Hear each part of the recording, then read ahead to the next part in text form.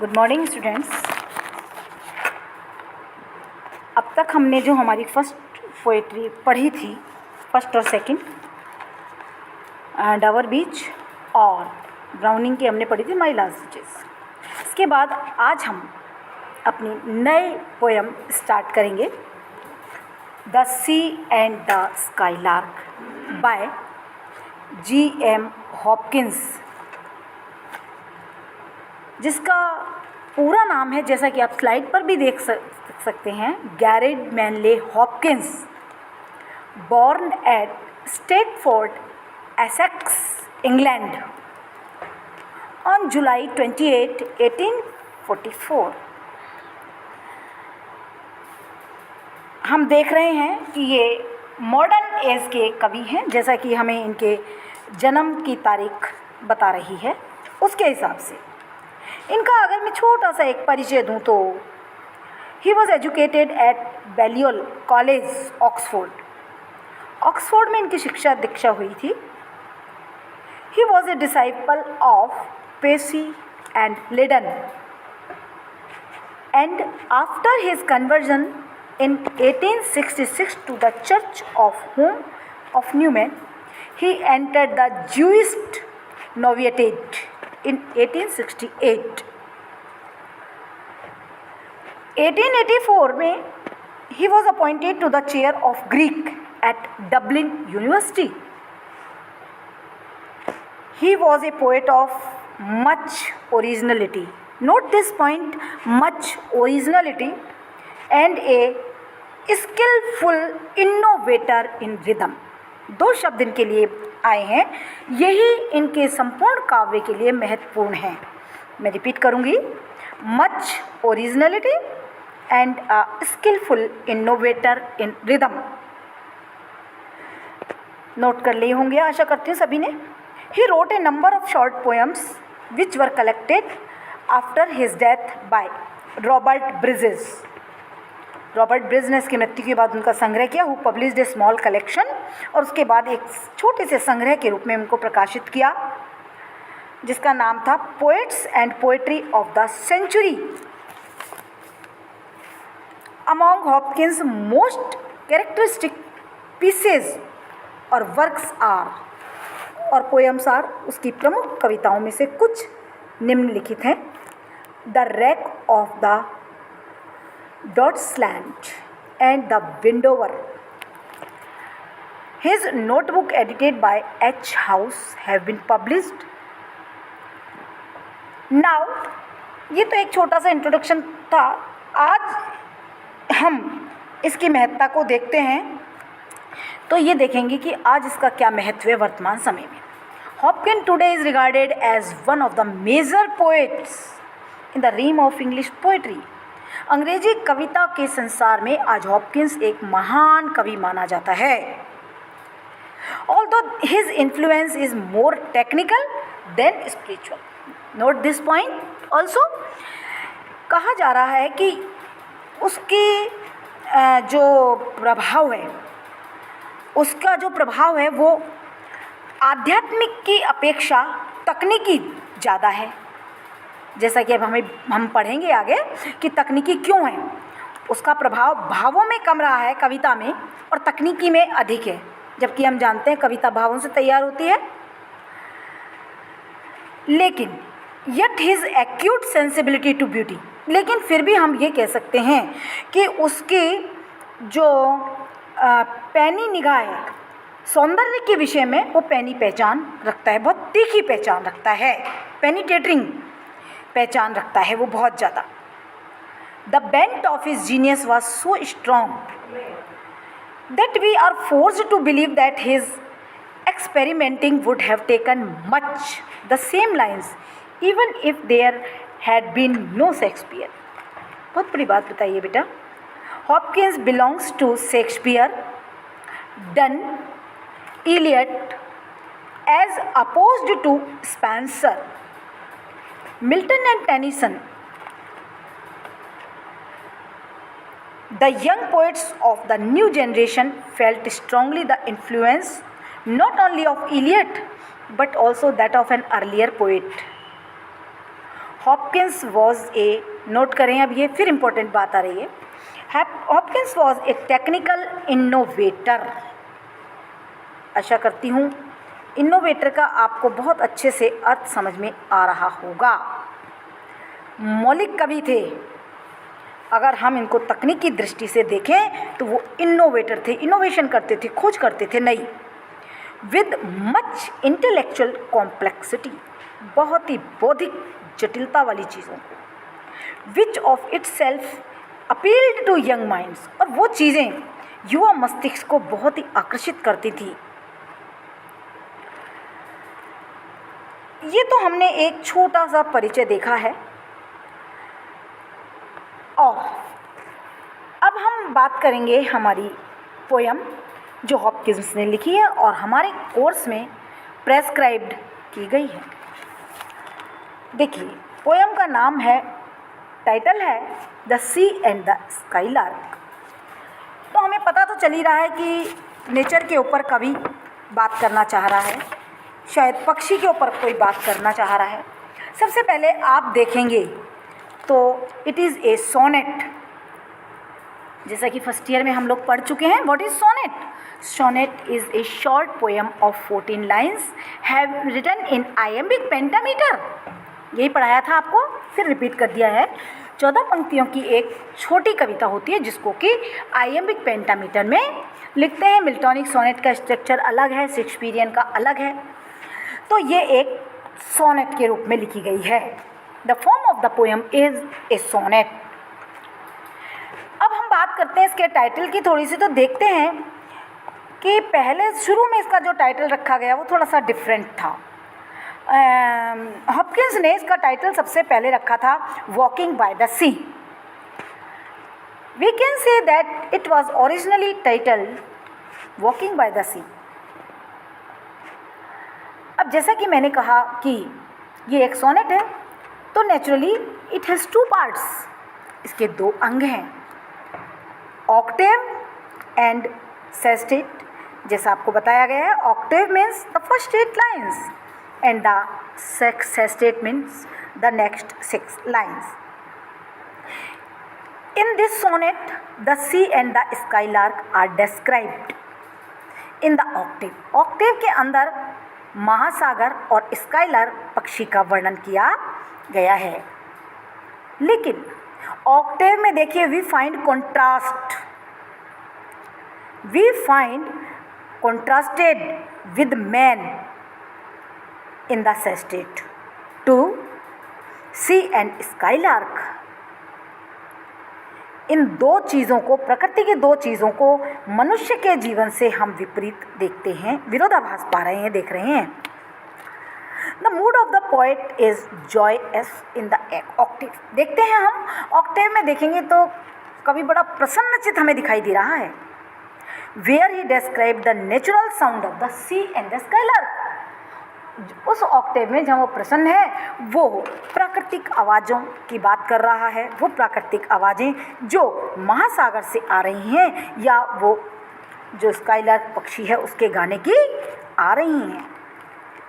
But with the very first line of the sestet, लेकिन जैसे ही sestet नौवीं line शुरू होती है, सेस्टेट की फर्स्ट लाइन शुरू होती है, the mood of the poet changes. कवि का जो है मन स्थिति परिवर्तित होती है टू वन ऑफ ग्लूम, निराशा के प्रति, विषाद के प्रति, दुख के प्रति, अफसोस के प्रति, पश्चाताप के प्रति। The remaining lines of the sestet are deeply pessimistic. और जो शेष लाइनें बची हैं 4-5 वो तो गहन रूप से निराशावाद की हैं, उनमें तो निराशावाद भरा हुआ है। The poet forces the total decline, the poet forces the total decline. कवि जो है वो महसूस करता है, देखता है संपूर्ण पतन and even dissolution of the human race. संपूर्ण पतन और संपूर्ण विनाश देख रहा है वो मानव जाति का। The poem ends with a deep sense of loss. कवि जो है समाप्त होती है, हमने अब तक जो हमारे पास अतीत में था, जो हमने खो दिया है, उसके प्रति गहन दुख की भावना के साथ ही ये कविता ख़त्म होती है। एट द थॉट, इस विचार पर दैट कि man is losing his identity. आज इंसान अपनी पहचान खोता जा रहा है। एंड डेस्ट्रॉइंग हिज पैटर्न, और अपना जो उसका लहजा था, तौर तरीका था, वो सब विनाश को प्राप्त होता चला जा रहा है। नोट करेंगे, इंपॉर्टेंट चीज़ बता रही हूँ क्योंकि शॉर्ट क्वेश्चन में बराबर आता है। What is the theme of the poem? तो देखिए, the theme of this sonnet is, इस कविता की कथा वस्तु यानी कि थीम क्या है? एक कॉन्ट्रास्ट, एक विरोध, एक विरोधाभास between the life giving purity of nature. एक बात देखिए, एक तरफ किस चीज़ों में विरोधाभास है?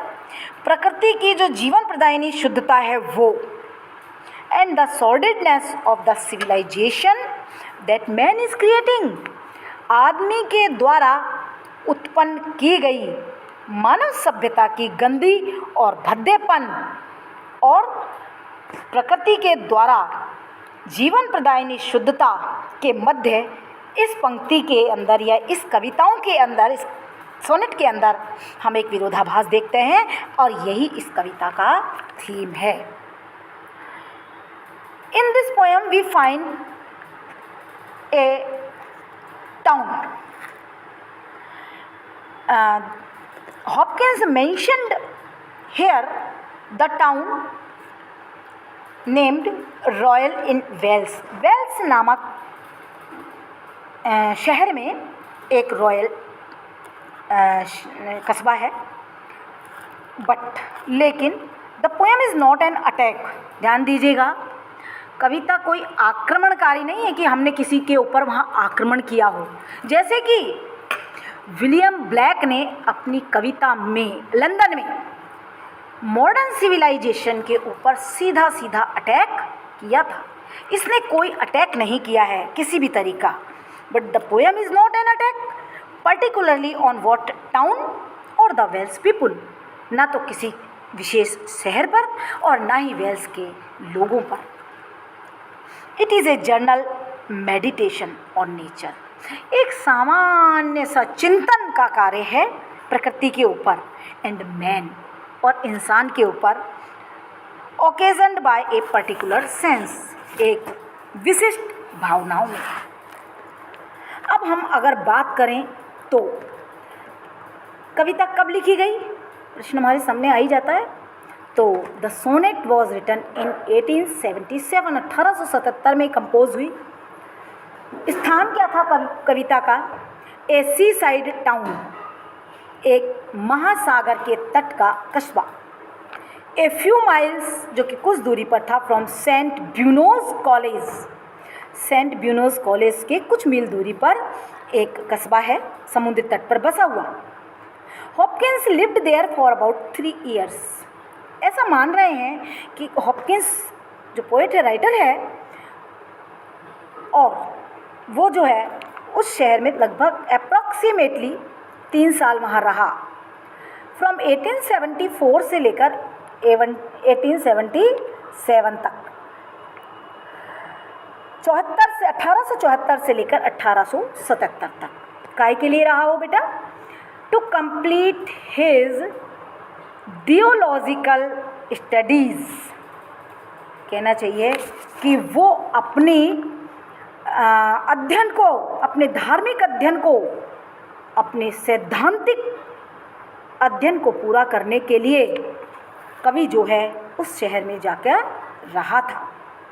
In this sonnet the sea and the skylark are contrasted with man whose deterioration seems to the poet evident in a tasteless outside town.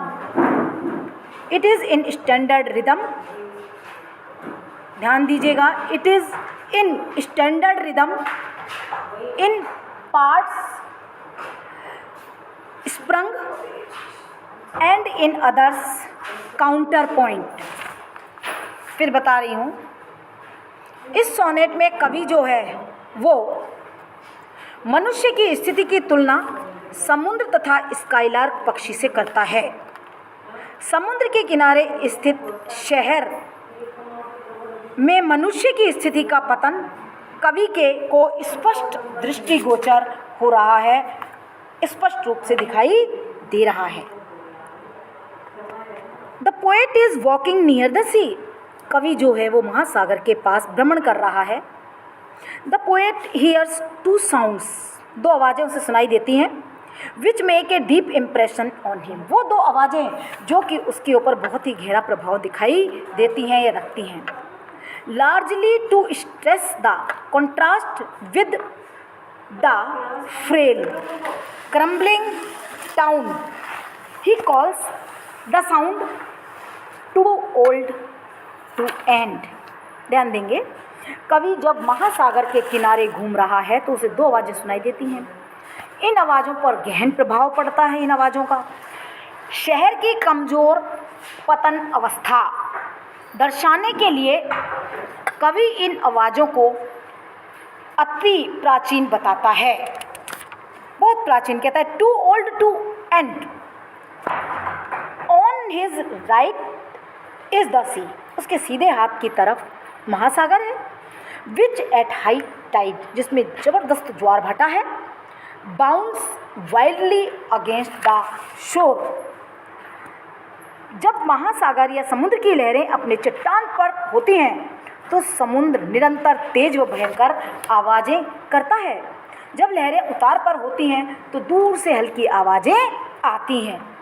ये दो तरीके की आवाज़ें आती हैं, हल्की और भारी।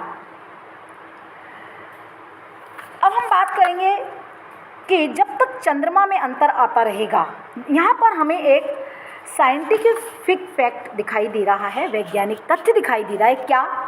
वो ये है कि महासागर समुद्र जो है वो चंद्रमा की गति से संचालित होता है।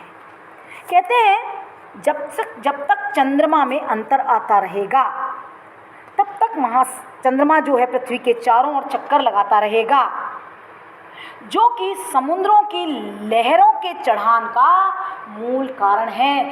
जैसे जैसे चंद्रमा जो है वो पृथ्वी के चारों ओर चक्कर लगाता है तो उसकी कलाएं घटती और बढ़ती रहती हैं। उसी प्रकार से ज्वार भाटे की जो ध्वनि है घटती और बढ़ती रहती हैं।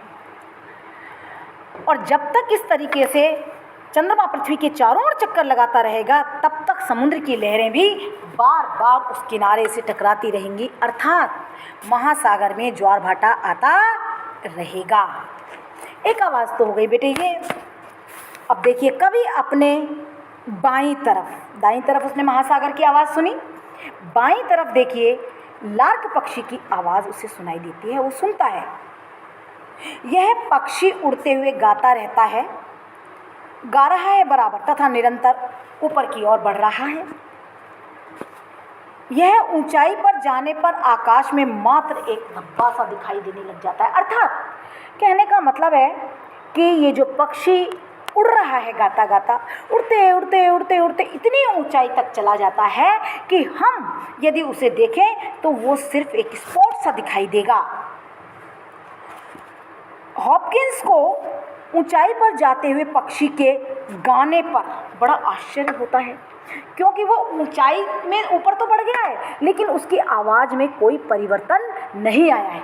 जैसे जैसे वो ऊपर बढ़ रहा है तो उसको थकान होनी चाहिए थी, और जब थकान होगी तो उसकी आवाज़ में परिवर्तन आना चाहिए था। लेकिन देखिए, नेचुरल बात ये कहना चाह रहा है कि कवि पक्षी ऊपर तो उड़ गया है लेकिन उसकी आवाज़ में कोई परिवर्तन नहीं आया है, कोई उदासी नहीं आई है, कोई थकावट नहीं आया है, किसी भी तरह की कोई परिवर्तन दिखाई नहीं दे रहा है। इसलिए कवि जो है आश्चर्य कर रहा है। जब पक्षी नीचे उतर रहा है तब भी वो गाता रहता है, ऊपर चढ़ गया नीचे उतर गया, लेकिन उसकी आवाज़ में कोई परिवर्तन नहीं है, कोई उदासी नहीं है, कोई थकावट नहीं है, कोई चिंता नहीं है, कोई परेशानी नहीं है। इसीलिए कवि जो है इनको कंट्रास्ट में रखता है। क्या कहता है? इन आवाज़ों की तुलना में ये आवाज़ें जो बहुत ही सरल, बहुत ही नेचुरल, बहुत ही प्योर हैं, उनकी तुलना समुद्र के किनारे पर बसा शहर आधुनिक सभ्यता की पतन अवस्था की उपज है। देखिए वो कह रहा है यहाँ पर मैंने अभी बताया था आपको, रॉयल नामक शहर की कभी बात कर रहा है, तो कह रहा है वो महासागर के किनारे पर बसा हुआ है, और ये जो महासागर के तट पर बसा हुआ शहर है वो उसका विनाश हो चुका है। और वो किस कारण हुआ है? आधुनिक सभ्यता की पतन। आधुनिक सभ्यता जो है वो पतन करने वाली है। ऐसा ही विलियम ब्लैक ने अपनी पोएम लंदन में माना था, जो कि रोमांटिक पोएट था। और मैं कहूँगी रूसो जो कि एक दार्शनिक भी हैं, राजनीतिक भी हैं, इन्होंने भी यही माना था कि आधुनिक सभ्यता जो है वो मानव के पतन का सबसे बड़ा कारण है, और वो मानव को विनाश की ओर ले जा रही है। भगवान ने मनुष्य को सृष्टि की रचना में सबसे बाद में बनाया था, यह हम जानते हैं, हम पढ़ चुके। पोप की पोएम में भी हमने पढ़ा है, ड्राइडन की पोएम में भी हमने पढ़ा है, और उसे श्रेष्ठ स्वरूप प्रदान किया, और उसने मानव को ही सबसे अच्छा स्वरूप दिया है। ऐसा जेनेसिस फर्स्ट में लिखा है, जेनेसिस फर्स्ट जो कि बुक है उसमें लिखा है। ईश्वर ने इसे अपना विशेष कृपा पात्र बनाया है। हमने देखा था एक पोएम में कि भगवान जो है इंसान को सबसे ज़्यादा पसंद करता है, सबसे ज़्यादा वो उसके ऊपर फेवर करता है। लेकिन देखिए, कवि ने मनुष्य जाति तथा उसके द्वारा निर्मित सभ्यता के लिए कहा है कि मानव की संपूर्ण जाति और मानव के द्वारा निर्मित सभ्यता जो है वो पतन की ओर जा रही है, विनाश की ओर जा रही है। ऐसा हम भी देख रहे हैं, हम फील भी कर रहे हैं। तो क्या आप लोग इस से हॉपकिंस के इन विचारों से एग्री हैं? अगर आप एग्री नहीं भी हैं तो फील करके देखिए कि जैसे जैसे विज्ञान का विकास हुआ और हम लोगों ने आधुनिक सभ्यता में प्रवेश किया, आधुनिकता का दिखावा किया, हमारा विनाश धीरे धीरे हमारे नज़दीक आता गया। इस वीडियो में इतना ही।